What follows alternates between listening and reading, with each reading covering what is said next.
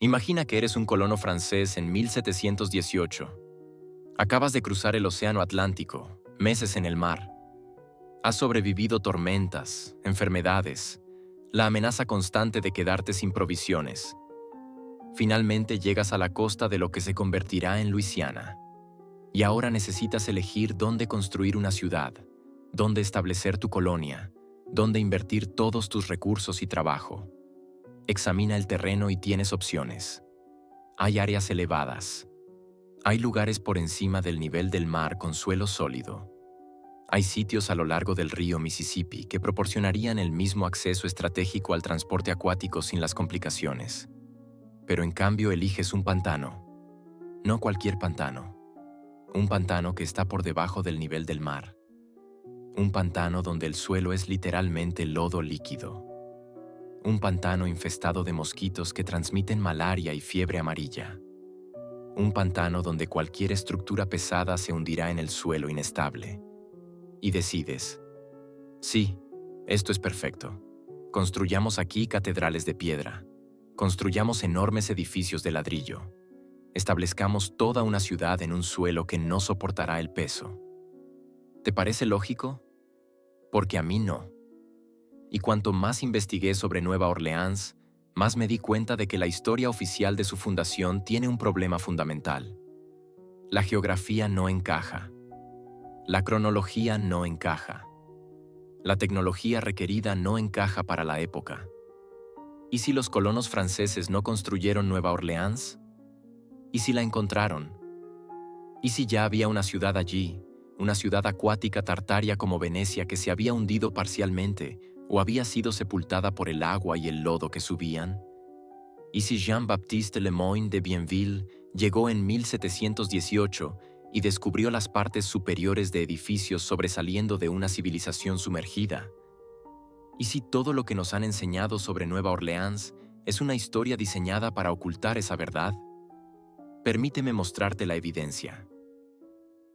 Porque una vez que la ves, una vez que entiendes lo que realmente está allí, Nueva Orleans deja de ser la encantadora ciudad del barrio francés con jazz y beignets. Se convierte en algo completamente diferente. Se convierte en la Atlántida de América, una civilización tartaria hundida sobre la que hemos estado caminando durante 300 años sin darnos cuenta de lo que hay debajo. Nueva Orleans está situada en una cuenca. No es metafórico, es literal. La ciudad está por debajo del nivel del mar. Partes de ella están entre 6 y 20 pies por debajo del nivel del lago Pontchartrain al norte y del río Mississippi que la rodea en curva. Toda la ciudad es esencialmente una depresión en tierra saturada de agua que quiere estar bajo el agua. La explicación oficial de por qué la ciudad está por debajo del nivel del mar es la subsidencia. El suelo se compacta con el tiempo, el peso de los edificios lo comprime, sedimentos blandos se asientan naturalmente. Y sí, eso ocurre, pero no explica por qué alguien elegiría construir allí en primer lugar. Hablé con un ingeniero geotécnico sobre las condiciones del suelo en Nueva Orleans. Me explicó que el terreno bajo la ciudad son depósitos aluviales, sedimentos depositados por el río Mississippi durante miles de años. No es sólido, son capas de arcilla, limo, arena y materia orgánica. Saturado de agua, inestable. Dijo, y cito textualmente: construir cualquier cosa pesada en este suelo sin tecnología moderna de cimentaciones profundas es pedir un fallo catastrófico. Necesitarías pilotes hincados a 60-100 pies de profundidad para llegar a algo que se parezca a un sustrato estable. Y esa tecnología no existía en el siglo XVIII. Sin embargo, para la década de 1750, apenas 30 años después de la supuesta fundación, Nueva Orleans ya tenía estructuras importantes de mampostería. La Catedral de San Luis, originalmente construida en 1727, era un edificio pesado, de piedra, ladrillo, técnicas de construcción europeas tradicionales. Y según la historia oficial, se construyó en un suelo que los ingenieros modernos dicen que no puede soportar tales estructuras sin sistemas de cimentación avanzados. Encontré descripciones tempranas de Nueva Orleans escritas por visitantes a finales del siglo XVIII. Describen edificios hundiéndose, paredes agrietándose, estructuras asentándose de forma desigual en el lodo. Pero aquí está lo extraño. Lo describen como problemas continuos con edificios específicos, no como un fallo catastrófico universal de todo. Como si algunas estructuras tuvieran cimientos que funcionaban y otras no. Como si hubiera infraestructura existente que era sólida y la nueva construcción era la que fallaba. Benjamin Latrobe, el arquitecto que trabajó en proyectos de Nueva Orleans a principios del siglo XIX, escribió sobre técnicas de cimentación que observó. Notó que algunos de los edificios más antiguos del barrio francés tenían sistemas de cimentación que no podía entender completamente, sistemas que parecían funcionar a pesar de las condiciones imposibles del suelo. Lo atribuyó a una ingeniería francesa superior. Pero, ¿y si no era francesa en absoluto? ¿Y si esos edificios estaban en pie porque fueron construidos por alguien más en una época anterior? ¿Con una tecnología que Latrobe no reconocía? La Catedral de San Luis domina la Plaza Jackson. Es la imagen icónica de Nueva Orleans. 3 torres que se elevan sobre el barrio francés, fachada de piedra, construcción pesada, y está asentada en un suelo que, según la ingeniería moderna, no debería poder soportarla. Encontré estudios arquitectónicos de la catedral realizados durante esfuerzos de preservación en el siglo XX. Los ingenieros documentaron el sistema de cimentación y encontraron algo inusual. Las cimentaciones originales, las que datan de la construcción más temprana, alcanzan profundidades mucho mayores de lo que deberían. Llegan a profundidades que serían difíciles de lograr con la tecnología del siglo XVIII, y el diseño de la cimentación no coincide con las técnicas de construcción colonial francesa de la época. La catedral ha sido reconstruida y modificada varias veces. La estructura actual data de 1850, pero elementos del edificio original de 1727 permanecen, y esos elementos muestran una sofisticación constructiva que parece fuera de lugar. Un ingeniero estructural que consulté revisó los dibujos arquitectónicos históricos. Señaló que la distribución de cargas en el diseño original es más avanzada de lo habitual para la época. La forma en que se transfiere el peso a través de la estructura, la forma en que la cimentación distribuye la carga, no está mal. Simplemente es inusualmente sofisticada para una construcción colonial en una ciudad fronteriza. Y luego están los otros edificios. El barrio francés está lleno de estructuras supuestamente construidas en los siglos XVIII y XIX. Edificios sustanciales de ladrillo, de 3 y 4 pisos, construcción pesada de mampostería, todos sobre el mismo suelo inestable, todos de alguna manera en pie a pesar de que los edificios modernos en Nueva Orleans requieren cimentaciones de pilotes profundos hincados hasta el lecho rocoso o cerca de él. La explicación oficial es que estos edificios antiguos se mantienen constantemente, se reparan constantemente, se asientan, se agrietan y necesitan intervención perpetua. Y sí, eso ocurre, pero no fallan catastróficamente. No se hunden completamente en el lodo. Permanecen en pie como si estuvieran anclados a algo más profundo, algo que ya estaba allí. Camina por el barrio francés y notarás algo que define todo el vecindario. Hierro, intrincado trabajo en hierro por todas partes, en balcones, en ventanas, en puertas, cubriendo fachadas enteras de edificios. Lo llaman encaje de hierro. Delicado, hermoso, decorativo. Excepto que no es decoración aleatoria. Es sistemático. Casi todos los edificios significativos del barrio francés están cubiertos de hierro. Y los patrones no son arbitrarios, son geométricos. Diseños específicos que se repiten. Cruces, estrellas, espirales, precisión matemática en el espaciado y la disposición. Comencé a fotografiar el encaje de hierro, a documentar los patrones, y noté algo.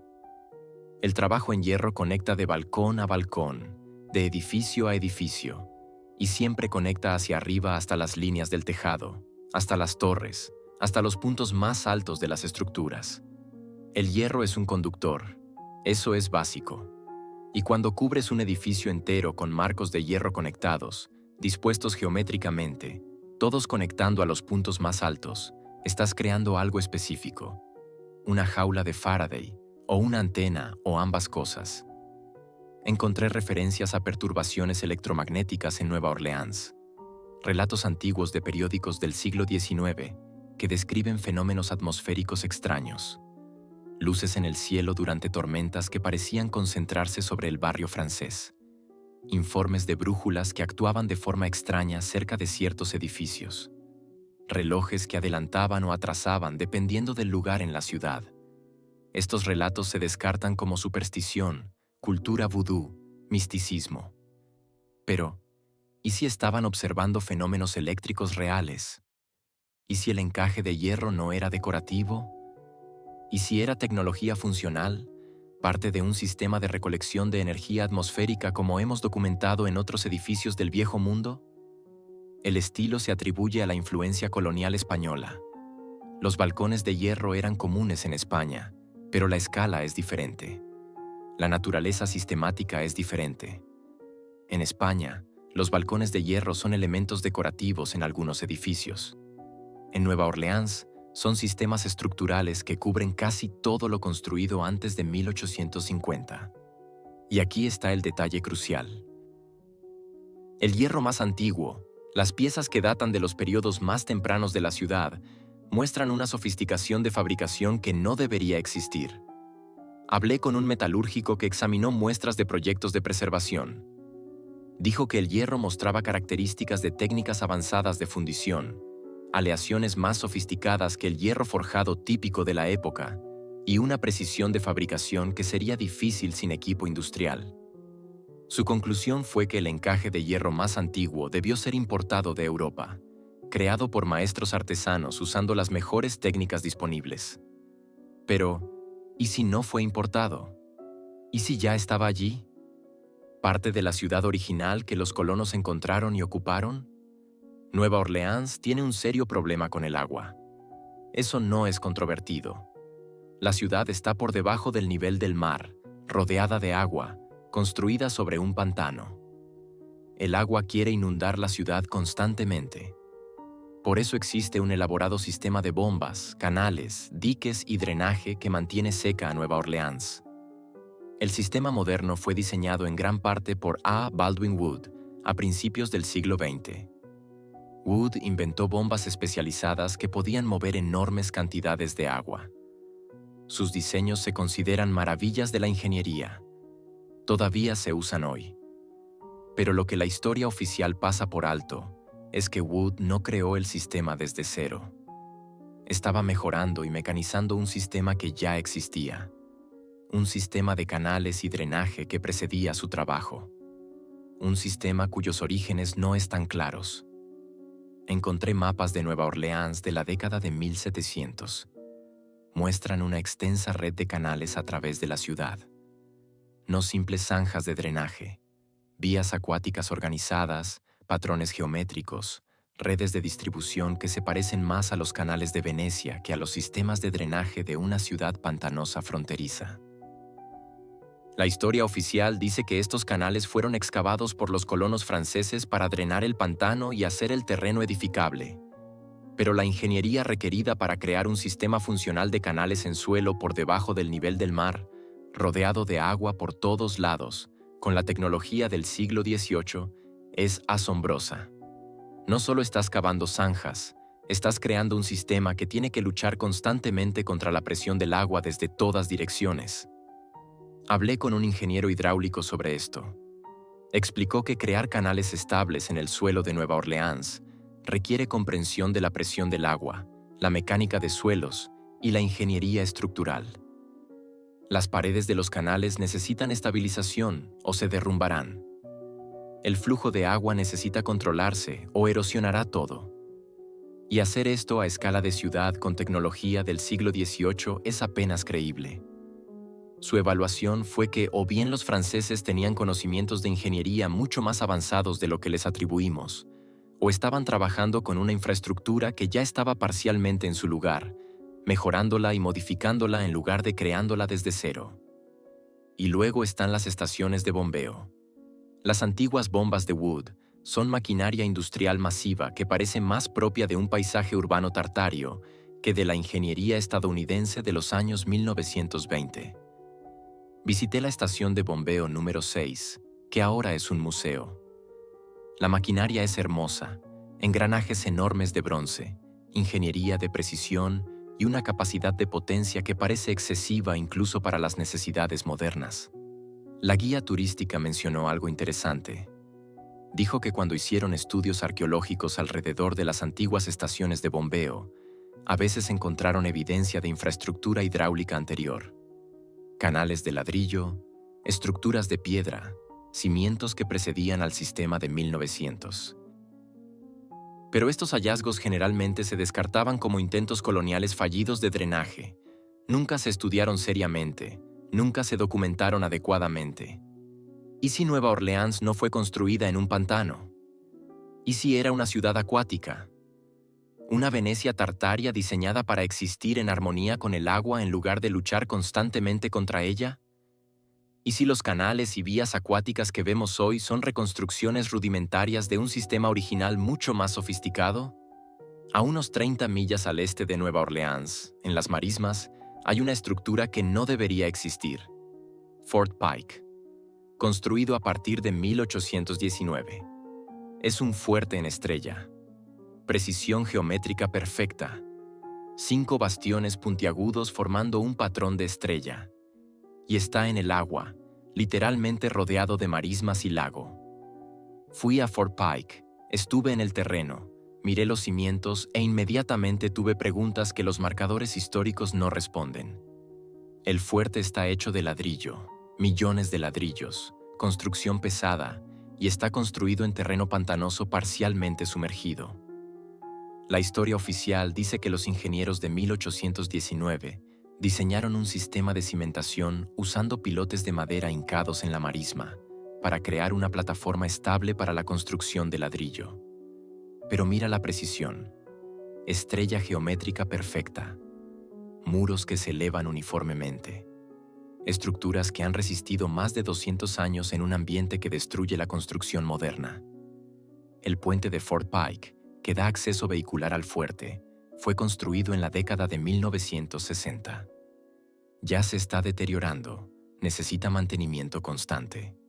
Sin embargo, el fuerte de ladrillo de 1819 permanece sólido. Los fuertes en estrella se encuentran en todo el mundo y todos muestran las mismas características: geometría perfecta, comprensión avanzada de arquitectura defensiva, ingeniería de precisión, y casi siempre se atribuyen a construcciones relativamente recientes, a pesar de mostrar características de técnicas de construcción mucho más antiguas y sofisticadas. Fort Pike es oficialmente una fortificación defensiva construida para proteger Nueva Orleans de ataques navales. Pero mira la ubicación. Está en una marisma. Los barcos tendrían que navegar por canales estrechos para siquiera llegar a él. El valor estratégico es cuestionable a menos que no fuera construido como fuerte en absoluto. A menos que ya estuviera allí, y el ejército simplemente lo ocupara y lo reclamara. El patrón de fuertes en estrella aparece una y otra vez en la investigación tartaria. Estas estructuras geométricas que parecen servir propósitos más allá de la simple defensa. Algunos investigadores teorizan que eran parte de redes de distribución de energía, amplificadores geométricos, recolectores y redistribuidores de energía atmosférica. Fort Pike se conecta con Nueva Orleans por agua a través de canales y bayous, parte de una red. Y si Nueva Orleans era una ciudad acuática tartaria, Fort Pike tiene más sentido como un puesto avanzado o nodo en la infraestructura de esa civilización, no como un fuerte militar construido en 1819, sino como una estructura sobreviviente de antes, encontrada flotando en la marisma, ocupada, renombrada y acreditada a la ingeniería militar estadounidense. En 1884, Nueva Orleans albergó una feria mundial, la Exposición Industrial y del Algodón Centenario Mundial. Se llevó a cabo desde diciembre de 1884 hasta junio de 1885. El edificio principal era enorme. Los registros oficiales indican que medía 1.378 pies de largo y 952 pies de ancho. Eso es más de 33 acres de espacio cubierto. Era en ese momento la estructura de techo más grande de Estados Unidos, más grande que cualquier centro de convenciones, más grande que cualquier centro comercial, un edificio absolutamente masivo, y según la historia oficial, fue construido en aproximadamente un año. Luego, cuando terminó la feria, fue completamente demolido, destruido, removido, toda esa enorme infraestructura desapareció. La explicación oficial es que era una construcción temporal, no diseñada para ser permanente, construida de forma barata con la intención de desmantelarla después. Pero encontré fotografías del edificio principal. La estructura no parece temporal, parece sustancial. Cimientos de ladrillo, estructura de acero, construcción de vidrio y hierro. Esto no es una carpa ni un cobertizo de madera. Es arquitectura industrial. Y aquí está el patrón que hemos visto antes. Chicago 1893. St. Louis 1904. Cada gran ciudad estadounidense que aloja una feria mundial construye estructuras imposibles en plazos imposibles. Las muestra al público durante unos meses y luego las destruye sistemáticamente. La explicación común es económica. Eran pabellones de exposición. Cumplieron su propósito y no se necesitaban después. Mantenerlos sería caro. Mejor demoler y reutilizar el terreno. Pero esa explicación se cae cuando miras los detalles. No eran estructuras simples, la ingeniería requerida, los materiales utilizados, la inversión de mano de obra, y simplemente lo destruyen todo por completo. No dejan nada en pie a menos que tengan que hacerlo. A menos que estas ferias mundiales no estuvieran mostrando nueva construcción, a menos que fueran excusas para demoler arquitectura del viejo mundo que aún estaba en pie. Estructuras tartarias que no podían explicarse fácilmente. Entonces organizan una feria. Modifican ligeramente el edificio. Lo muestran al público como nueva construcción y luego lo derriban mientras la demolición se espera y se acepta. Nueva Orleans 1884 encaja perfectamente en este patrón. Un edificio principal imposiblemente grande construido increíblemente rápido, destruido por completo después. Y la ubicación de la feria, City Park, un área que en los siglos XVIII y XIX se describía como teniendo estructuras inusuales, ruinas, cimientos de origen desconocido. Encontré referencias en los registros antiguos de la Sociedad Histórica de Nueva Orleans a cimientos antiguos encontrados en City Park durante proyectos de construcción en el siglo XIX. Generalmente se descartaban como estructuras nativas americanas o intentos coloniales muy tempranos de construcción, pero estaban hechos de piedra labrada, mostraban técnicas constructivas avanzadas y siempre se encontraban más profundos de lo que deberían, como si hubieran sido enterrados, o como si el nivel del suelo hubiera subido, o como si la ciudad se hubiera hundido. Nueva Orleans tiene una tradición funeraria única. No entierran a sus muertos bajo tierra. Los colocan en tumbas sobre el suelo, mausoleos elaborados, ciudades enteras de los muertos, estructuras de piedra que parecen casas en miniatura alineadas en filas como calles. La explicación oficial es simple. Nueva Orleans está por debajo del nivel del mar. El nivel freático es alto. Si entierras a alguien en el suelo, el ataúd flotará hacia arriba cuando el terreno se sature. Por eso el entierro sobre el suelo se convirtió en la solución práctica. Pero mira más de cerca las tumbas. No son simples cajas, son arquitectónicas, tienen puertas, ventanas. Algunas tienen múltiples cámaras, parecen casas. Específicamente, parecen las casas del barrio francés, solo que más pequeñas. Versiones en miniatura del mismo estilo arquitectónico. Y aquí está lo que me hizo cuestionar la explicación oficial. Las tumbas más antiguas, las de los períodos más tempranos de la historia de la ciudad, son las más elaboradas. Con el tiempo, las tumbas se vuelven más simples, más planas, menos arquitectónicas. Eso es lo contrario de lo que esperarías. Normalmente, a medida que una sociedad se desarrolla y se enriquece, Las costumbres funerarias se vuelven más elaboradas.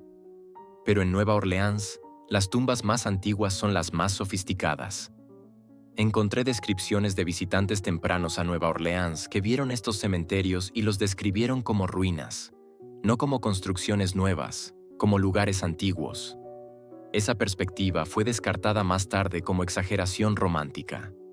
Visitantes viendo costumbres coloniales francesas exóticas y proyectando antigüedad en ellas. Pero, ¿y si esos visitantes tenían razón? ¿Y si estas no eran tumbas creadas por los colonos? ¿Y si eran los restos sobre el suelo de una ciudad que se había hundido? ¿Y si estas tumbas eran en realidad los pisos superiores de edificios que ahora están enterrados? Y los colonos, al encontrar estas pequeñas estructuras sobresaliendo del lodo, las reutilizaron como mausoleos. Piénsalo. Si Nueva Orleans se hundió durante un evento de inundación de lodo, si el agua y los sedimentos subieron rápidamente, las partes superiores de edificios de una planta sobresaldrían por encima del nuevo nivel del suelo. Parecerían estructuras pequeñas, del tamaño perfecto para tumbas, y ya estarían hechas de piedra o ladrillo, ya serían duraderas, ya estarían allí. Los colonos no necesitarían construir elaboradas tumbas sobre el suelo. Solo tendrían que limpiar estructuras existentes, añadir puertas, reutilizar lo que encontraron. Y la historia del nivel freático y los ataúdes flotantes se convierte en la explicación de por qué usan estas extrañas estructuras sobre el suelo, en lugar de tumbas normales. El cementerio de San Luis número 1, el cementerio más antiguo de Nueva Orleans, tiene algunas de las tumbas más elaboradas. Y están posicionadas en una cuadrícula, organizadas como calles de una ciudad, como si fueran calles, como si esto fuera un barrio que se hundió. Y lo que vemos ahora son los techos.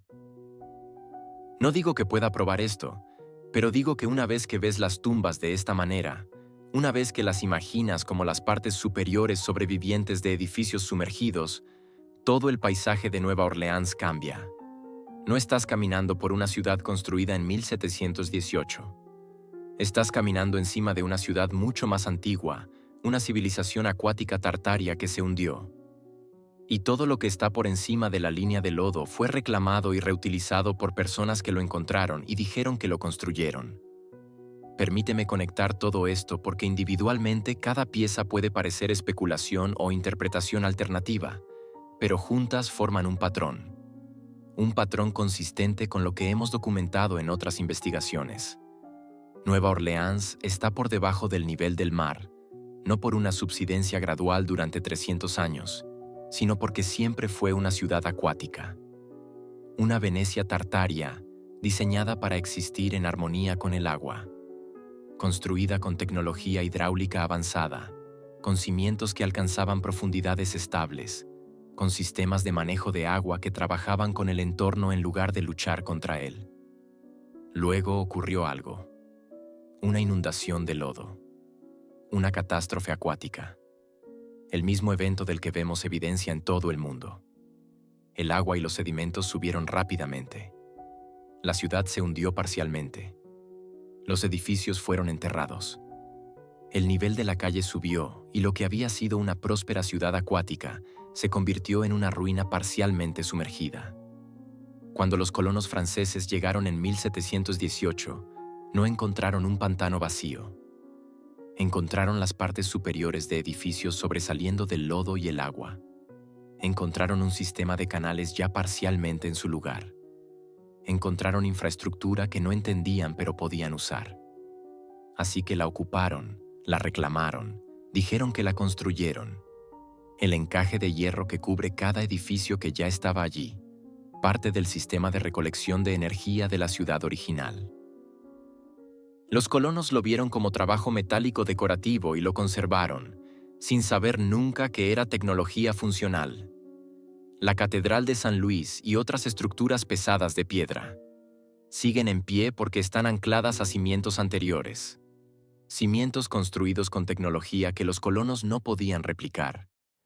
Los colonos añadieron a estructuras existentes, las modificaron, las reclamaron como propias, pero las bases ya estaban allí.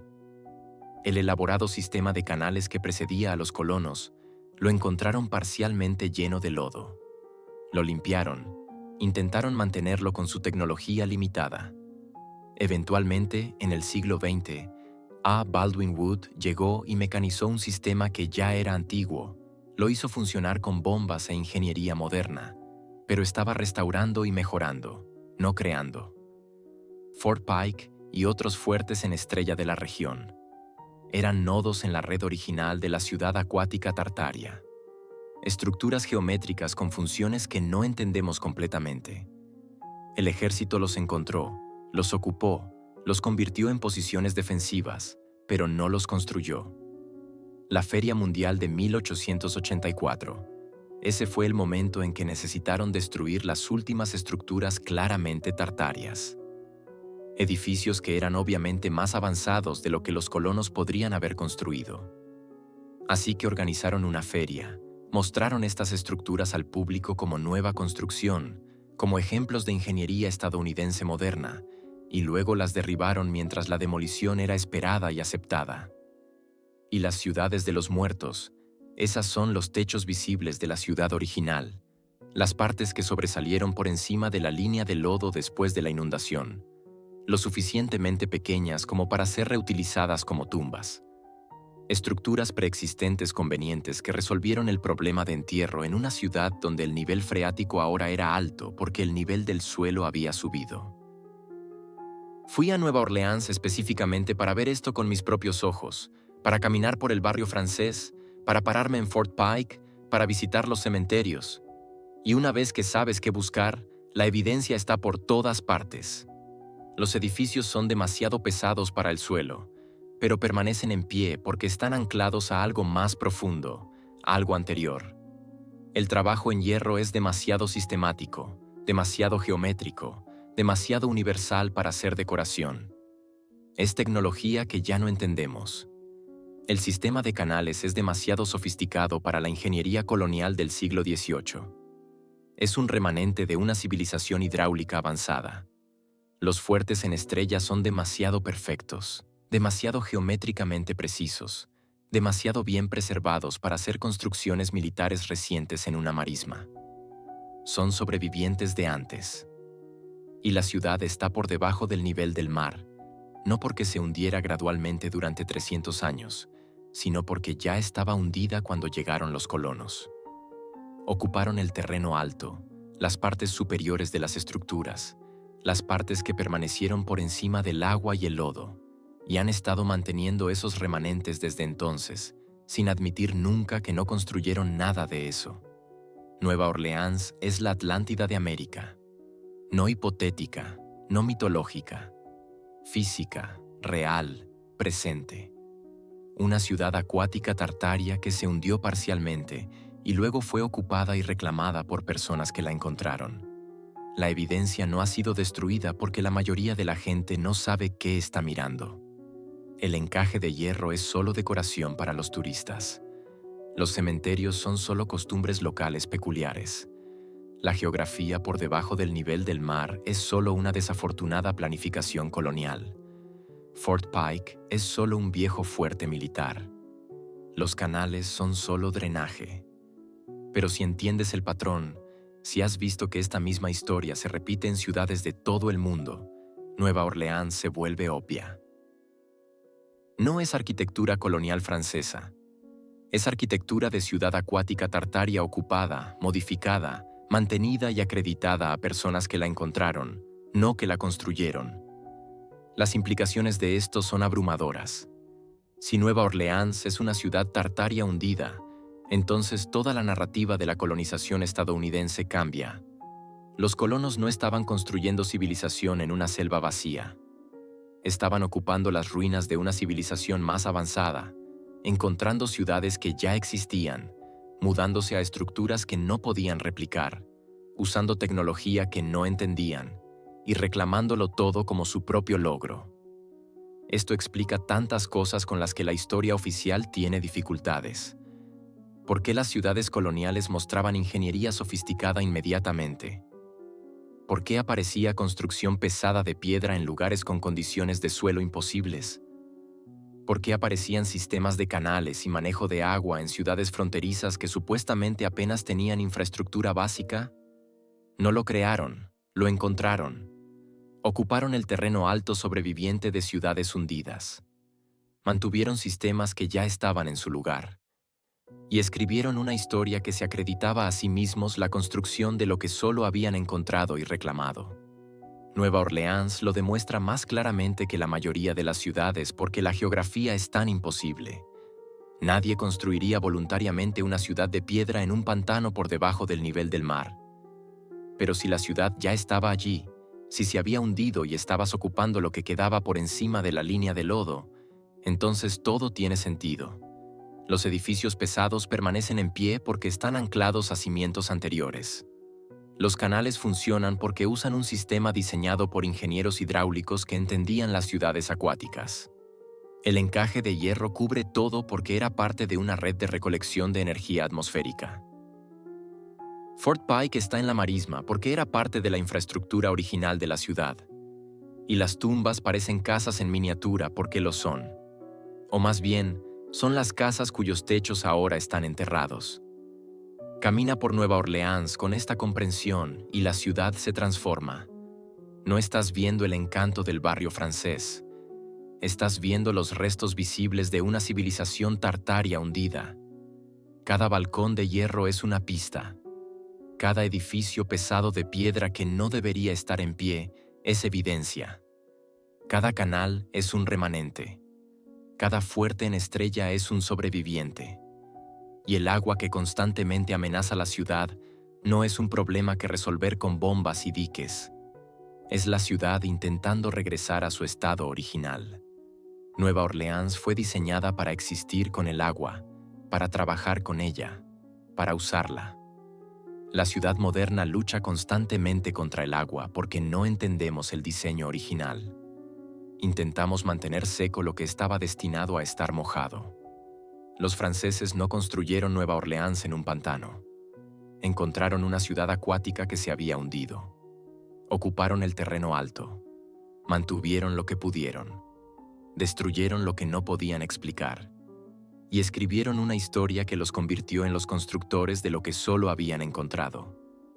Nueva Orleans es prueba física, presente, transitable, de que una civilización avanzada existió en América antes de la colonización europea, de que las ciudades acuáticas tartarias fueron reales, de que la inundación de lodo ocurrió, de que todo lo que nos enseñan sobre la cronología del desarrollo estadounidense es incorrecto. La ciudad está por debajo del nivel del mar porque se hundió. El encaje de hierro es tecnología. Los canales son infraestructura antigua. Fort Pike es un fuerte en Estrella Tartario. La Feria Mundial demolió estructuras tartarias. Y las ciudades de los muertos son los techos de la ciudad enterrada debajo. La Atlántida de América no está perdida. Está en Luisiana. Y puedes visitarla. Puedes caminar sobre ella. Puedes ver la evidencia con tus propios ojos. Solo tienes que saber qué estás mirando. Y una vez que lo ves, una vez que entiendes que Nueva Orleans no fue construida sino encontrada, nunca puedes volver a ver la ciudad de la misma manera. El encanto se convierte en tragedia. Lo pintoresco se convierte en evidencia. Y toda la narrativa de la historia estadounidense comienza a desmoronarse. Porque si Nueva Orleans ya estaba allí, ¿qué más estaba ya allí? ¿Qué otras ciudades estamos pisando? ¿Qué otra infraestructura avanzada estamos manteniendo sin entenderla? ¿Qué otros logros se atribuyen a la civilización equivocada? El barrio francés no es francés, es tartario. Y los colonos que afirmaron construirlo fueron ocupantes, no constructores. Nueva Orleans recuerda. El encaje de hierro recuerda. Los canales recuerdan. Fort Pike recuerda. Las ciudades de los muertos recuerdan. Aunque nosotros hayamos olvidado. Pero la evidencia permanece. Hundiéndose, sumergida, sobreviviendo, testificando una verdad que la historia oficial desesperadamente quiere mantener enterrada bajo el lodo. Nueva Orleans no fue construida en un pantano. Ya estaba allí, y eso lo cambia todo.